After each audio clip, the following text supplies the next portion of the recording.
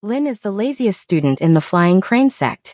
While everyone else sweats and punches trees to build their magical energy, Lynn takes naps and builds funny traps. She has a massive crush on senior brother Jian, the strongest and best-looking guy in the school. The teachers hate her toys and think she is a joke.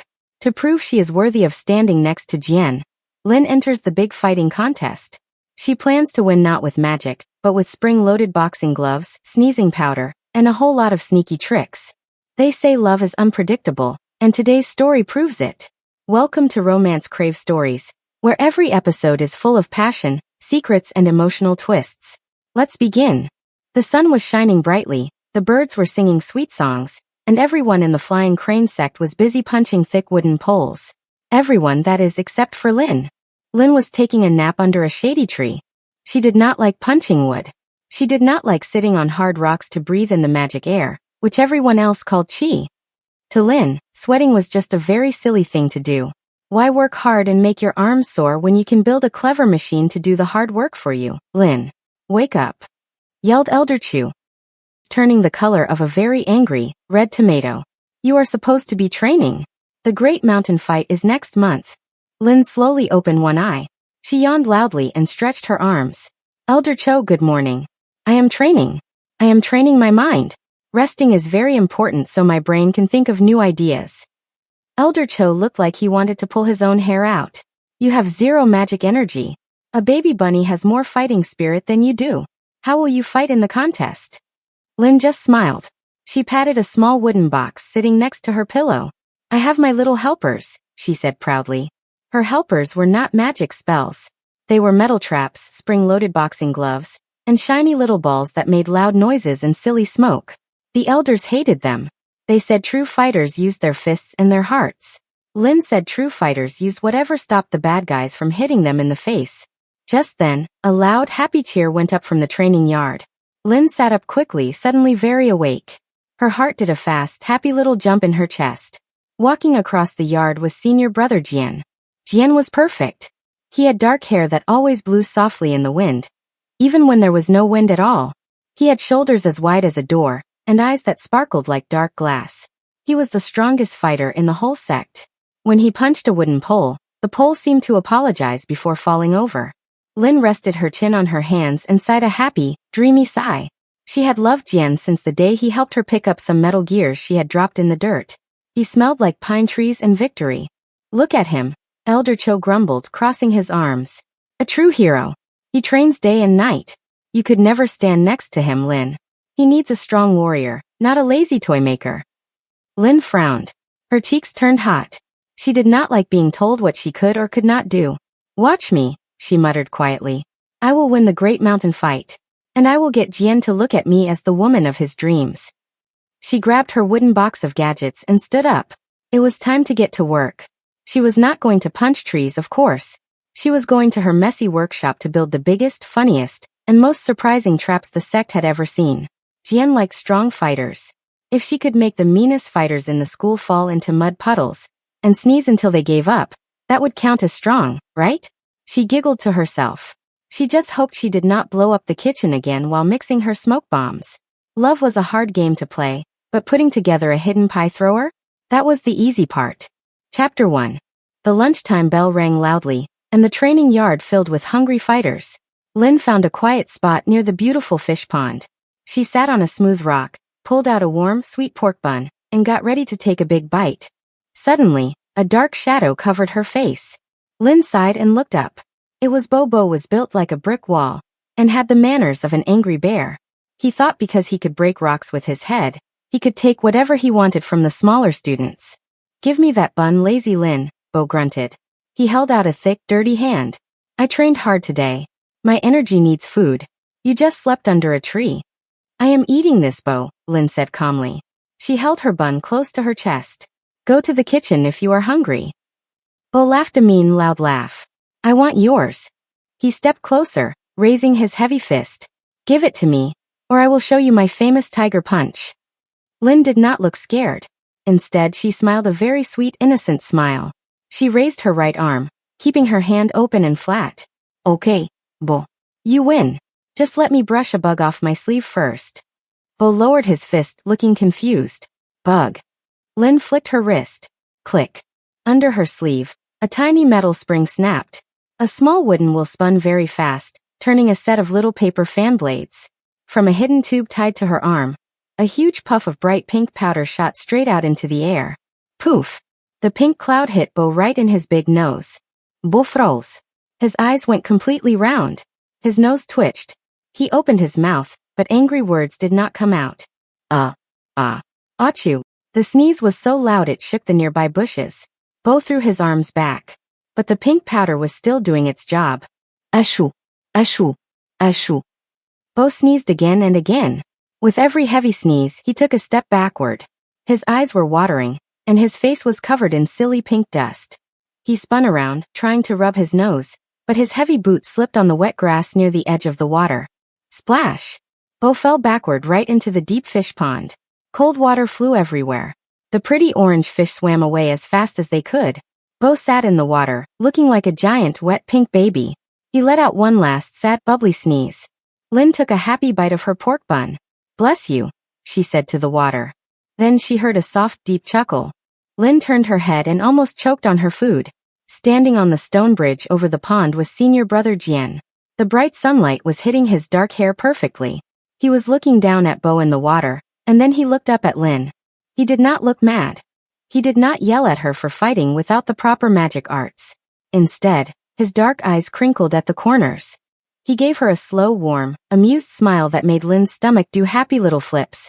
Very strong breeze today, Jian said with a soft laugh. He gave her a playful wink. Then he turned and walked away, his steps light and easy. Lin watched him go, her face feeling as hot as a cooking stove. She patted the hidden tube under her sleeve and smiled. Yes, the gadgets were definitely working. Chapter 2. The morning after the pink powder joke, Elder Cho was very mad. He stood in the middle of the training yard with his hands on his hips. Lin, he yelled, pointing a bony finger at her. There is no room for your silly toys in my yard. You made a mess of the fish pond. You are banned from the training yard until you learn to punch like a real fighter. Lin frowned. But Elder Cho, my traps work better than a punch. Out, he shouted. Lin picked up her tool bag and walked away. She was not going to let him ruin her day. If she could not be in the yard, she would just have to show them her skills somewhere else. She went to her messy workshop and grabbed a large bucket of clear, thick tree sap she had boiled on her stove the night before. It was her special super sticky formula. Later that afternoon, the three biggest fighters in the school, Ping, Pang, and Pong, marched into the main teaching hall. They were walking proudly, talking loudly about how strong their muscles were. Ping took a step onto the smooth wooden floor. Squelch. Pang took a step next to him. Schmook. Pong stepped right in the middle. Gloop. Ping tried to lift his right foot to take another step. It did not move. He pulled harder, his face turning red. His foot popped right out of his shoe, leaving the heavy boot glued tight to the floor. Hey, my shoe, Ping cried out. He put his sock-covered foot down to balance himself, and instantly his sock stuck to the floor too. Pang laughed loudly at his friend. You are so clumsy, Ping.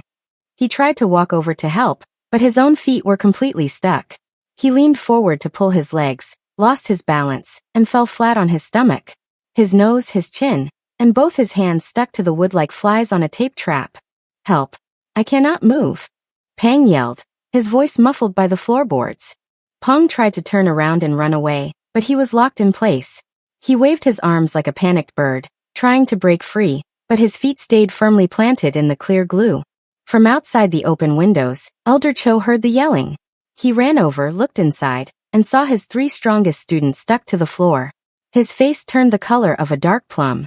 Elian, he roared. Lin did not wait around to get yelled at. She ran as fast as she could behind the school kitchen, and climbed high up into the big leafy cherry tree. She sat on a thick branch, hugging her knees, trying her hardest not to giggle. That looked like very strong glue. Lin jumped, almost falling off her branch. She looked down quickly. Standing at the bottom of the tree, leaning against the thick trunk, was Jian. From where he stood, he had a perfect view into the teaching hall window. I have no idea what you mean, senior brother, Lin whispered loudly, trying to look very innocent. Jian looked up at her through the green leaves. A bright, happy laugh escaped his lips. It was a beautiful sound, warm and friendly. Pang looks like a bug trapped in honey, Jian chuckled, shaking his head. He looked back up at Lin. his dark eyes shining with pure joy. Your mind works in very fun ways, Lin. Stay up there until Elder Cho calms down. I will not tell anyone where you are. He smiled at her one more time before walking away.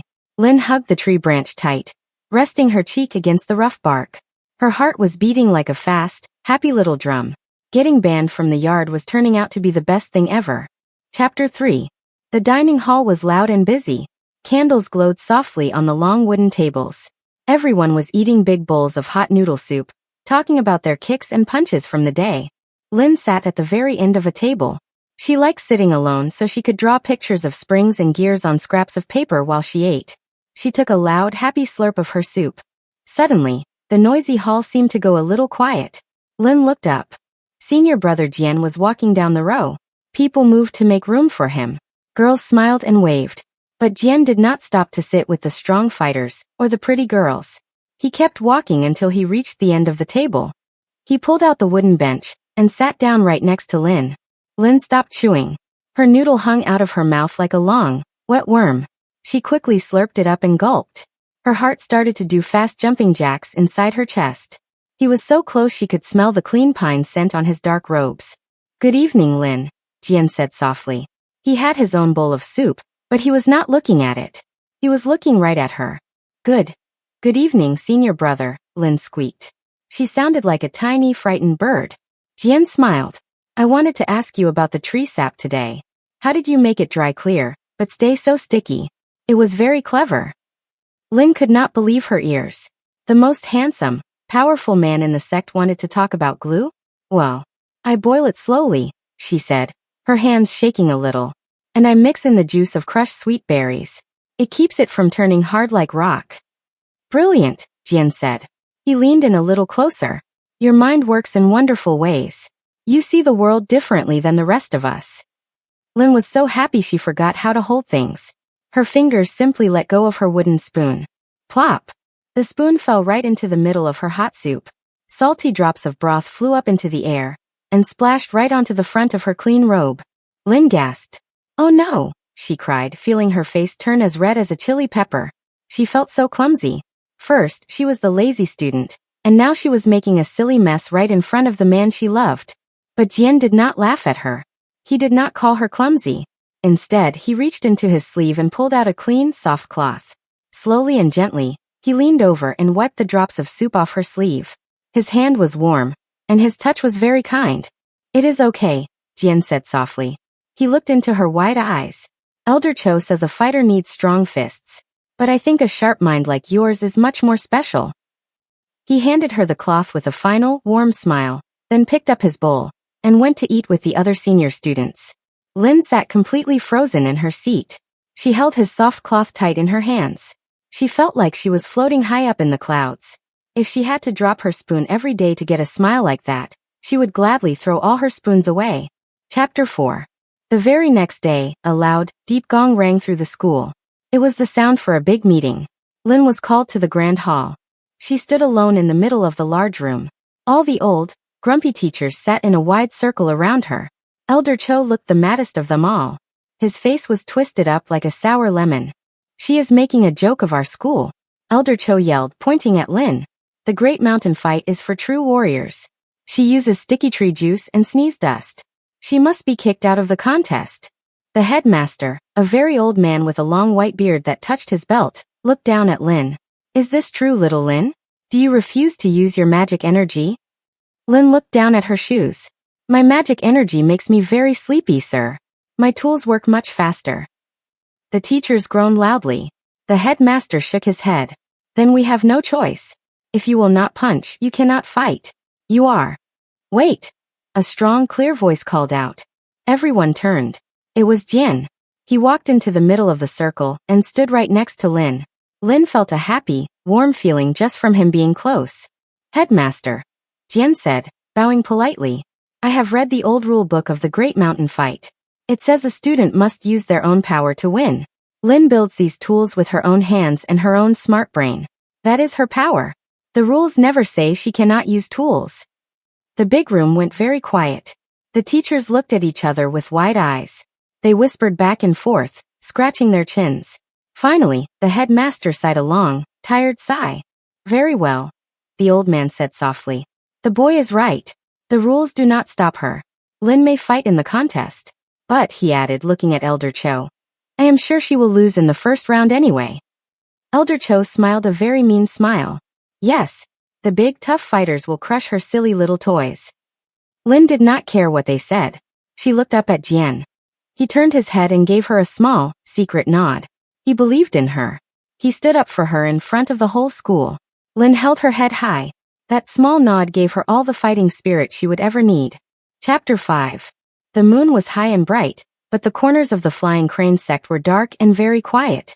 Everyone was fast asleep. Everyone, that is, except for May. May was a very mean girl. She had perfectly neat hair, very clean shoes, and a very loud bossy voice.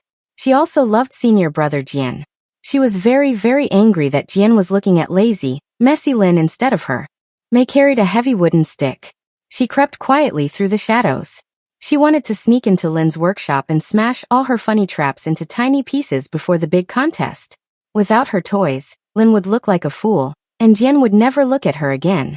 May tiptoed to the workshop door. It was slightly open. May smiled a mean, wicked smile. She pushed the door wide open and stepped proudly inside. Her foot brushed against a very thin, clear string tied near the floor. Twang. High up near the ceiling, a heavy wooden bucket tipped completely upside down. Splush. Thick, cold, gooey liquid poured right onto May's neat hair, her face, and her very clean clothes. May gasped. It tasted like bitter leaves. It was not water. It was Lin's special, super bright, glowing green paint. Ah! May shrieked. It was a loud, high, angry sound. She dropped her heavy stick on her own toe, which made her shriek even louder. May turned around and ran out of the workshop as fast as her legs could go, crying the whole way. Because it was nighttime, May looked like a giant, running, crying firefly. She glowed bright, neon green as she ran across the dark training yard and all the way back to her room. On the other side of the school, Lin was sleeping soundly in her soft bed. She heard the faint sound of someone crying in the distance. Lin smiled happily in her sleep and pulled her warm blanket up to her chin. She knew her workshop was perfectly safe. And for the next 3 days, May had to wear a very big, thick hat everywhere she went, because she could not wash the glowing green paint out of her hair, and she lit up every dark room she walked into. Chapter 6. Loud drums went boom boom boom. Bright flags flapped in the wind. The whole school was gathered around the giant dirt ring for the first day of the great mountain fight. Elder Cho stood on a high wooden stage. The first match, he yelled. Iron Ox versus Lin. He said her name like he had a bad taste in his mouth. The crowd cheered for Iron Ox. He was a huge, scary man with muscles on top of his muscles. He carried a heavy metal sword that was almost as tall as Lin. He stepped into the ring and let out a loud, angry roar. Then Lin walked into the ring. She did not roar. She was holding a shiny red apple in one hand and a small, flat wooden board in the other. She set the board down on the dirt in front of her and took a loud, juicy bite of her apple. Crunch. People in the crowd pointed and laughed. She is going to get crushed, someone yelled. Jian stood near the front of the crowd, his arms crossed. He did not laugh. He watched Lin very closely, a small, excited smile on his lips. Begin. Elder cho sao Tết? Iron Ox raised his giant sword high in the air. I will smash your toys, lazy girl, he bellowed. He stomped his heavy boots on the dirt and charged right at her like a wild bull. Lin did not move. She just chewed her apple. When Iron Ox was only 3 steps away, Lin moved her right foot and stepped hard on the edge of the flat wooden board she had placed in the dirt. Under the dirt, a very tight, strong metal spring snapped free. Whack! The other end of the wooden board shot straight up into the air, as fast as lightning. It hit Iron Ox right between the legs. Iron Ox stopped running immediately.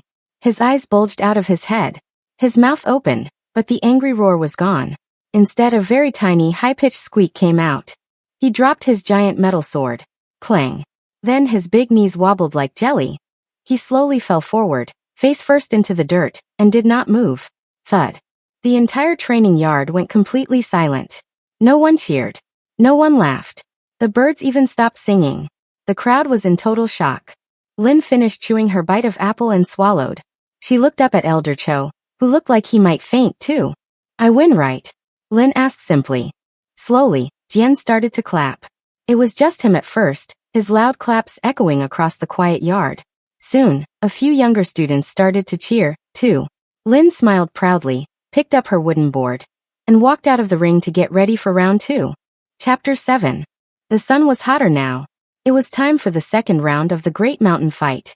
Next match. Elder Cho called out, sounding very tired. Swift Shen vs. Lin. Shen was the fastest runner in the school. He did not walk into the ring, he zoomed in. Whoosh. He ran in a huge circle around Lin, kicking up a thick cloud of brown dust. You cannot hit me with your silly toys, lazy girl. Shen yelled as he ran faster and faster. I am the wind. I am a blur. You cannot see me. Lin coughed a little from the dust. She did not like running at all. Just watching him run in circles was making her feel dizzy and tired.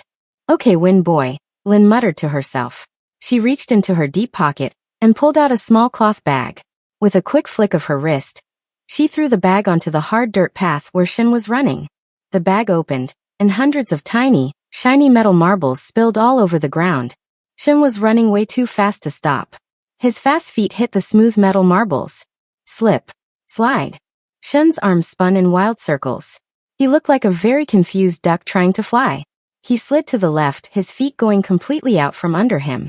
He spun to the right, doing a silly, wild dance on the rolling marbles. Whoa. Help. Make it stop. Shen cried out, spinning around and around. Lin calmly walked over to her big wooden box. She reached inside and pulled out a strange machine made of thick wood, a strong rubber band, and a giant metal spoon. Sitting right in the bowl of the spoon was a thick, perfectly round pie. But it was not a sweet cherry pie. It was a pie made entirely of heavy, wet, sticky mud. Lin aimed the machine at the spinning boy. She pulled the thick rubber band back as far as it would go. Thwack. The mud pie flew through the air in a beautiful, high curve. Splat. It hit Shen right in the middle of his face. The heavy, wet mud stopped his spinning instantly. He stood completely still for 1 second, covered in dripping brown dirt from his chin to his forehead, before falling straight backward into the marbles. He did not get up. The crowd erupted. This time they were not shocked and quiet. They were laughing loudly and cheering for the funny girl with the gadgets. Lin looked over at the crowd. Jian was standing right at the front edge of the ring. He was laughing so hard he had to hold his stomach. When he caught her eye, his laughter softened into a very warm, sweet smile, and he gave her a bright thumbs up. Lin smiled back, feeling a happy glow spread all the way down to her toes. 2 rounds done, and the man of her dreams was cheering just for her. Chapter 8. The sun went to sleep, and a big, silver moon woke up in the dark sky. The training yard was finally quiet. The loud cheers from Lin's funny mud pie win were over for the day. Lin was sitting on the wooden steps of her workshop. She was happily wiping dirt off her favorite metal spring with an old rag. She heard soft footsteps on the grass. She looked up. It was senior brother Jian. The moonlight caught his dark hair, making him look even more handsome than usual. Hello, champion, Jian said with a soft, warm smile.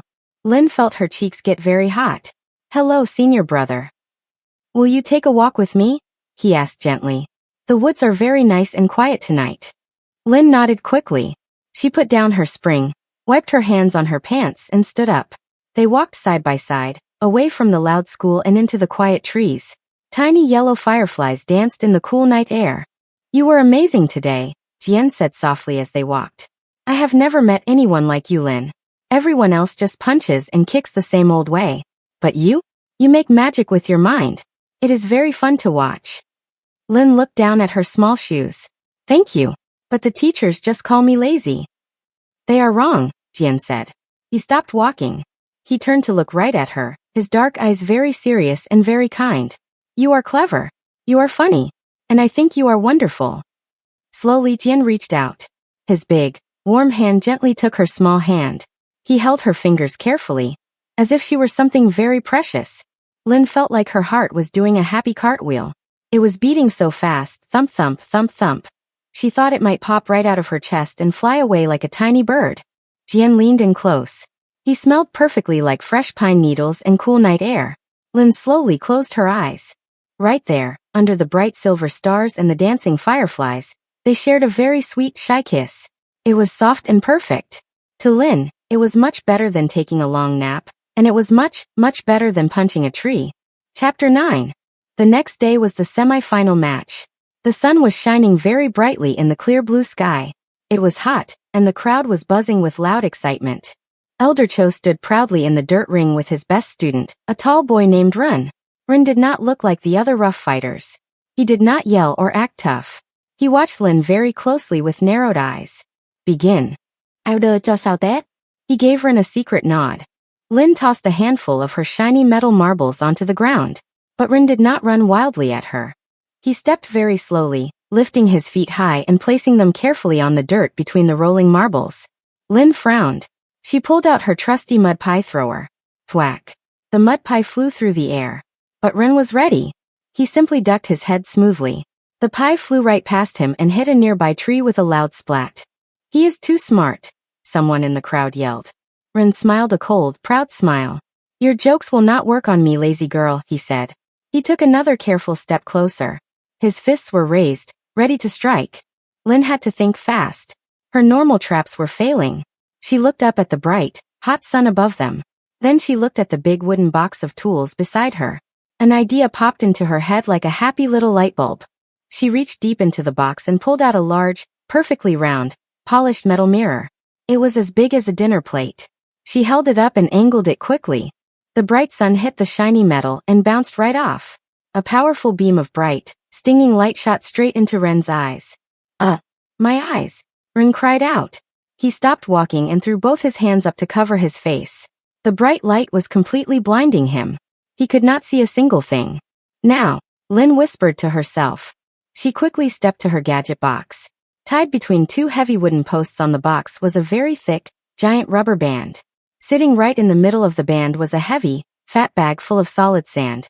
Lin pulled the giant rubber band back as far as her arms could stretch. She aimed right at the blinded boy. Boing. The rubber band snapped forward loudly.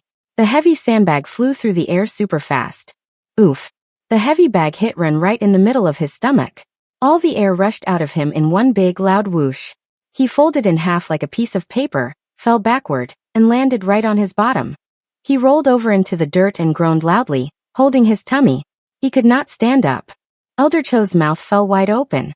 His face turned completely pale. The crowd went wild. They cheered louder than ever before. Lin had actually done it. She was going to the final round. Lin looked over at the edge of the ring. Jian was clapping his hands high above his head. He looked more proud of her than anyone else in the whole world. Lin beamed a huge, happy smile. She was just one fight away from winning it all. Chapter 10. The night before the final big fight, the moon hid behind thick, dark clouds.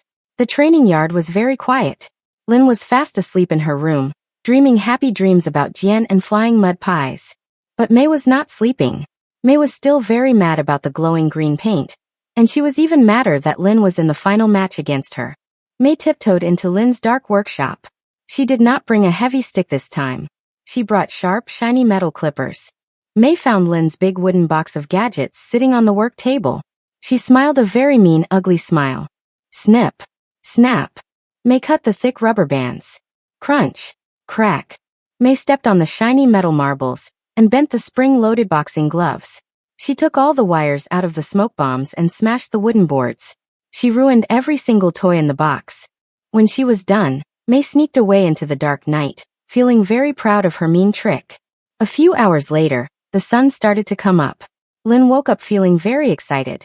Today was the big day. She ran into her workshop to pack her bag. But when she looked at her work table, she stopped right in her tracks. Her beautiful gadgets were in tiny, broken pieces.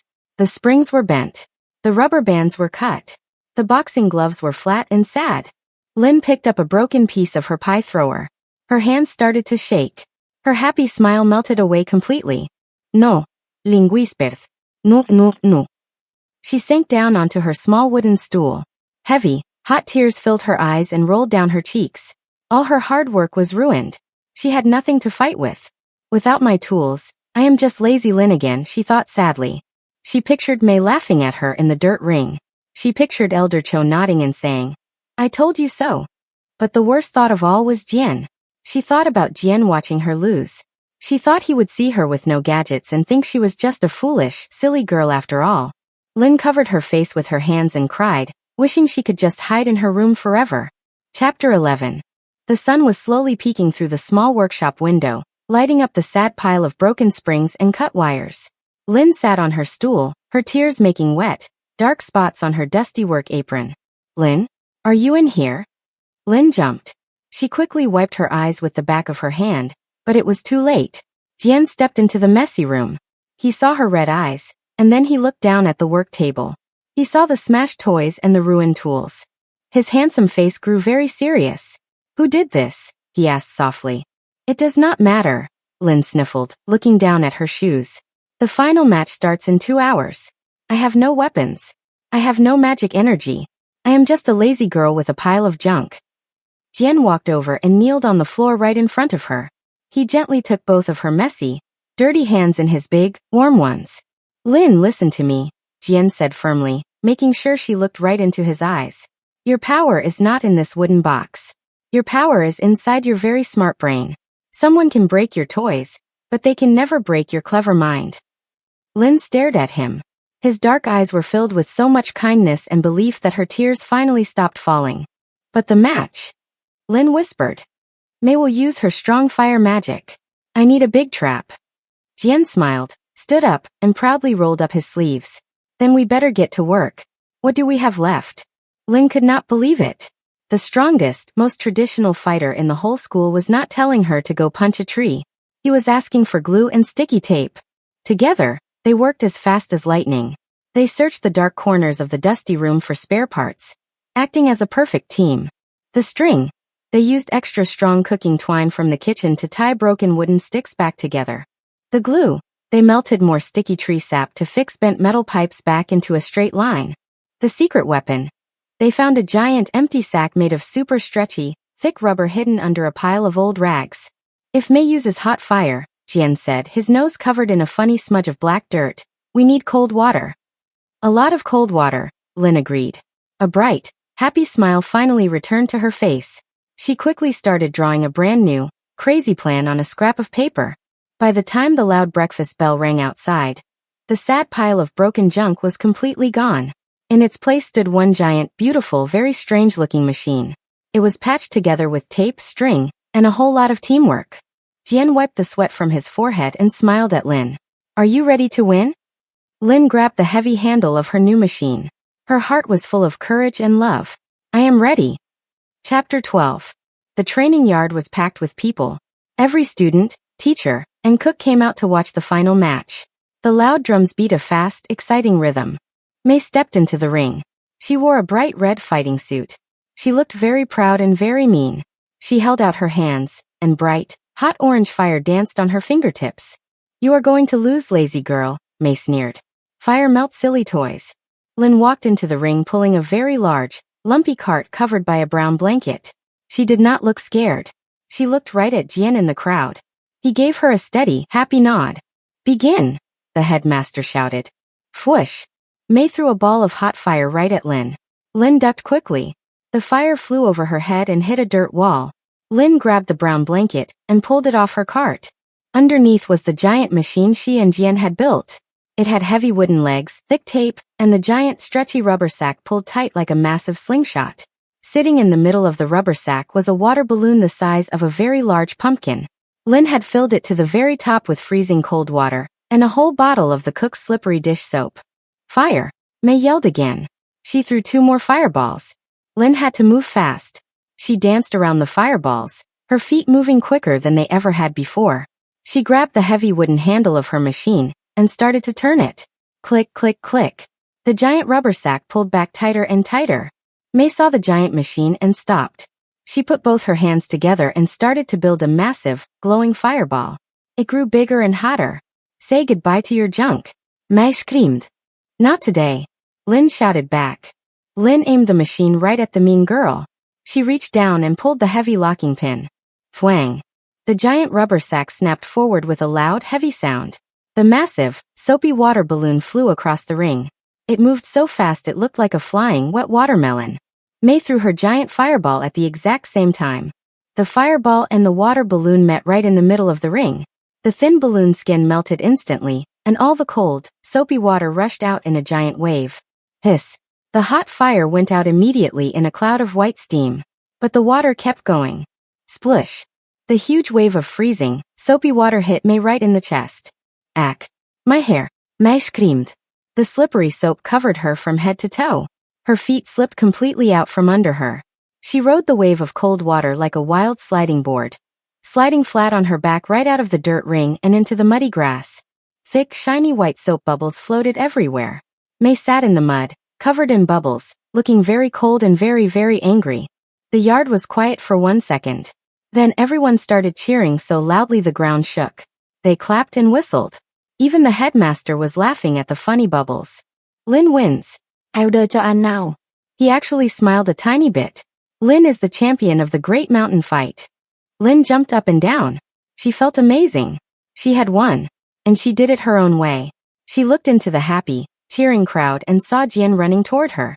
The real prize was not the fighting title. The real prize was the bright, shining look of love in his eyes. Epilogue. 1 year later, things at the Flying Crane sect looked very different. Nobody called Lin Lazy Lin anymore. Now her official name was Master Gadgeteer Lin. Elder Cho still stood in the training yard yelling at the new students to punch the wooden poles. But now, when his throat got dry from all the loud yelling, he did not have to walk to the kitchen. A tiny wooden bird on a long wire zipped over to his head. It carried a small, warm cup of green tea right to his hand. Lin had built it just for him. Elder Cho took a sip, smiled a secret, happy smile, and went right back to yelling. Lin's workshop was no longer hidden or messy. The headmaster had given her a big, bright room. She spent her days building fun, clever tools to make life easier for everyone. But the best part of Lin's day was not building machines. It was the evening time. When the sun went down, Lin walked out to the quiet edge of the fish pond. The pink sneeze powder from last year was long gone, and the little orange fish swam happily in the clear water. Jian was waiting for her on the smooth stone bridge. He looked as handsome as ever, his dark hair blowing softly in the cool breeze. When he saw Lin, his face lit up with a huge smile that made her heart melt. They were happily married now. Lin still did not like punching trees or sweating, and Jian still loved to train his magic energy every single day. But they were a perfect match. How was your day, Master Gadgeteer? Jian asked, pulling her close and wrapping his strong arms around her. Very busy, Lin sighed happily, resting her head on his wide, warm chest. He smelled perfectly like pine trees and home. I built a machine that peels 50 potatoes in 1 minute. The cooks were so happy they gave me 3 extra pork buns. Jian laughed a deep, wonderful laugh. He gently kissed the top of her head. You are amazing, my love. I brought you a little gift. He reached into his pocket and pulled out a shiny, perfect metal gear. Lin's eyes went completely round. It was exactly the part she needed for her new automatic floor sweeping invention.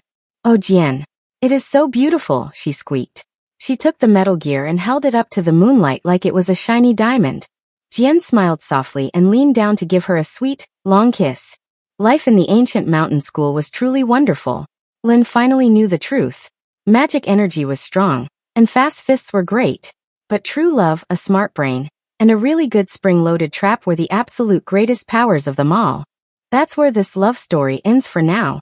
If you enjoyed this episode, don't forget to like, subscribe, and turn on notifications for more romantic twists. Tell me in the comments what will you have done. Until the next story, keep craving romance.